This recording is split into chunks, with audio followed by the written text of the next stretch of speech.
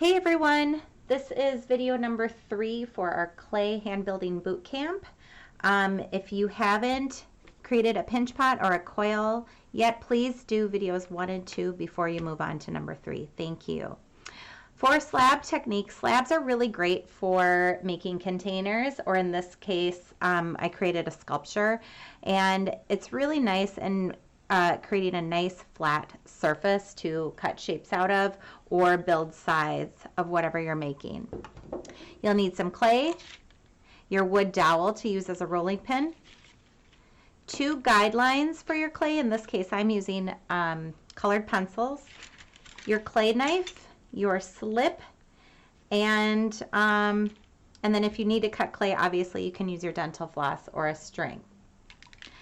I've got my clay here. I'm reusing some clay left over from my coils and my pinch pot. I'm packing it in my hand. If I notice there's still air pockets, I can wedge it by pushing with the heel of my hands, pushing the clay onto my surface and turning it to get rid of any air pockets that I do not want. When I'm ready to roll a slab out, I'm going to place those guidelines or colored pencils on either side of my clay. You can use the heel of your hand to encourage the clay into a pancake and then roll it out. Again, I always stand when I'm working with clay just so that I can get leverage over the top. You can turn your guidelines and work with this. These are really nice sized dowels for creating smaller projects, but also if you want to get a little bigger, you can do that as well. Or if you have a rolling pin at home, can use that. All right, so this is a slab, and with a slab, you want it even in thickness, so you'll see it's flat like a pancake. When I'm ready to cut shapes out, I like to prep the slab by I took a piece of cardboard. This has kind of like a plastic. This came from a pair of earrings I had. Or you could reuse a old gift card, and you want to just prep the surface by smoothing that slab out. And you do that on both sides of your slab, so prepping the surface before you attach. Go diagonal one way and diagonal the other. And then when you're satisfied and your slab looks ready to work with, cut your shapes. You can always use a ruler. I have this chopstick at home that I'm going to use to help cut straight lines. And I'm just going to cut a couple of shapes here. And again, you can build clay walls to make a small sculpture. If you want your sides even, again, using a ruler or a straight edge to help you cut those shapes will be helpful. So if I'm creating a clay box, I might cut squares. You can tap the sides or even dip your fingers in water or spritz the sides to smooth those out. Now, attaching 2 pieces of clay. You will need your slip that you prepped with Mrs. Bacon's video, and a fork. And slip is essentially the glue that we use to stick 2 pieces of clay together. Okay, so let's say that this is going to be the base of my project, and this is going to be one side of it. I want it to stand up and stick or stay. In order to attach, I'm going to scratch or score the surface.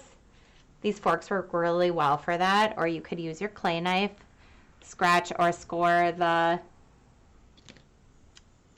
piece that you're attaching, add a little slip with your finger, stick it into place.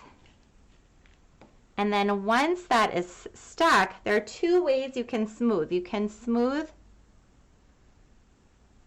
with your finger, or use a tool like a popsicle stick, or like in my case, I have this chopstick here. But I'm just going to use my finger for now, and I think that will work really, really well. So again, when you are working with slab technique, you're rolling it out to keep equal thickness, and then you can attach using clip and score. Finally, if you are finished with all 3 of your activities, and you can create like a little container out of the slab, but we want you to show us that you know how to create a slab, slip, and score. Before you wedge, please snap a photo of your work, and then wedge all of this clay. Okay, you're going to wedge it because this is clay that we are going to reuse. We reuse our clay, no need to throw it away. So notice that I'm taking the clay, I'm squishing it into my hands, and I'm going to make two separate hunks of clay out of this recycled clay. If I just put it in like this and wanted to reuse it, notice there's lots of air pockets.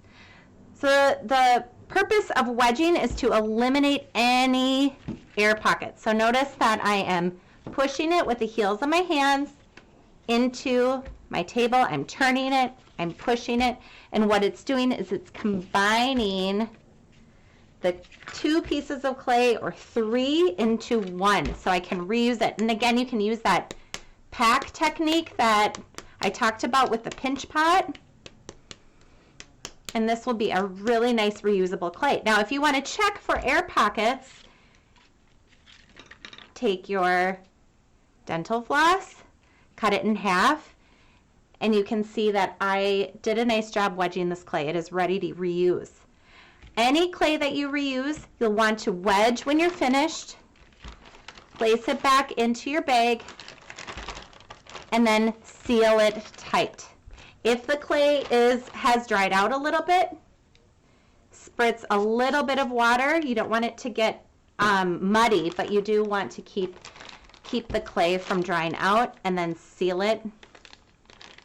And then, as always, everything that came out of the clay bin goes back into the clay bin. Okay, and I would keep those guidelines for your wood dowel. Just keep them all in here so they are ready to go for next time. All right, can't wait to see what you do next. Have a great one.